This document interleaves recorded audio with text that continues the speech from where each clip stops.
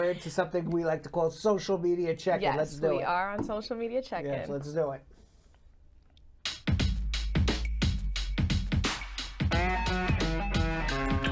Okay, so first and foremost, you should be a part of our Brad Squad VIP group on Facebook, because if you are, you can go ahead and submit your question there at any point of the day, and it'll be the first 5 questions that we answer here on Social Media Check-In.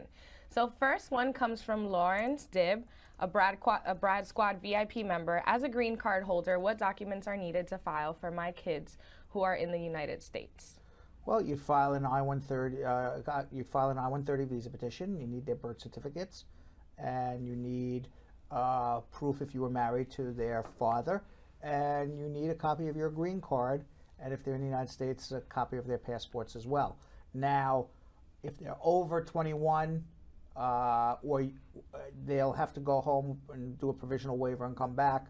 If they're under 21 and you never become a citizen, they may also have to as well. Okay, Anisha Hippolyte, another Brad Squad VIP member. Can one request a waiver after filing jointly the I-751 form since the spouse are no longer together? Absolutely. The conditions were applied to be removed 17 months ago, but they have not gone for an interview yet. There is no divorce decree, but they intend to get the divorce as soon as possible. Okay, start the divorce. You can't request a waiver till the divorce is started. So start your divorce tomorrow. Don't wait any longer. Because you may get an interview, and then if you don't have a divorce, then you're going to be denied. So start your divorce immediately. As soon as you start your divorce, request the waiver. Your husband will come off the case. I assume this was a woman, right? Yes. Yes, okay. Your husband will come off the case. You go on the interview alone, and all you have to do is prove that it was a real marriage back then, but it's not a real marriage today. Okay, Paulette Stern, another Brad Squad VIP member. How long does it take for a waiver after you were denied your green card? I don't know where they were denied their green card, but waivers take a while these days, sometimes even a year. Eligino Dasa, another Brad Squad VIP member. My VAWA is 28 and a half months old. Shall I approach my congressman to place an inquiry? Will it benefit or speed up my case, or should I do a mandamus? A mandamus. Congressmen don't help. Teje Schwar Jaswal on YouTube. I have my VAWA approved and 485. I got an RFE in April and responded to it with a medical and birth certificate. No response yet. How much time will it take? It's almost 6 months now. Say it again. I have my VAWA approved and 485. It's pending. Yeah, they didn't mention the status of that, but I got my RFE in April and responded to it with a medical and birth certificate. You should have it any day. Any day. Junior Chris on YouTube. I was married in 2019 on my visitor visa to my American wife. I got married in America. I stayed 3 weeks and returned back to Jamaica for work. I did my medical already, but nothing more from the embassy. Should I be concerned?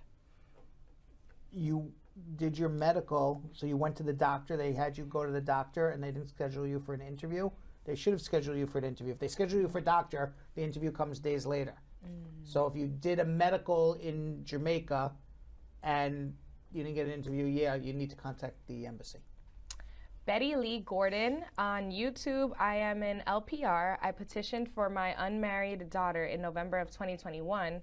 Case was at Potomac, then the NVC where... Potomac. Yeah, Potomac. Then to NVC where it was approved in August. About how long is the wait? Is a child over 21? Didn't give the age of the child, just unmarried daughter. I assume then over 21. Assuming over 21, you're about 4 more years. David Agamar on YouTube. I want to seek asylum in the U.S., but I'm outside the U.S. I don't have enough money to get my visa or a flight into the U.S. What's the other way I can seek asylum? You have to come to a border and request asylum. You can't request asylum by yelling from across the Atlantic Ocean or Pacific Ocean. So in order to apply for asylum, you need to be in the United States or at the border requesting asylum.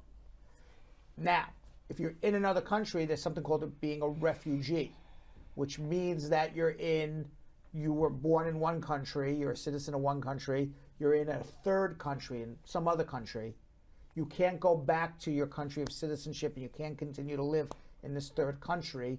You're now a refugee, and then you apply as a refugee at a U.S. embassy in that third country.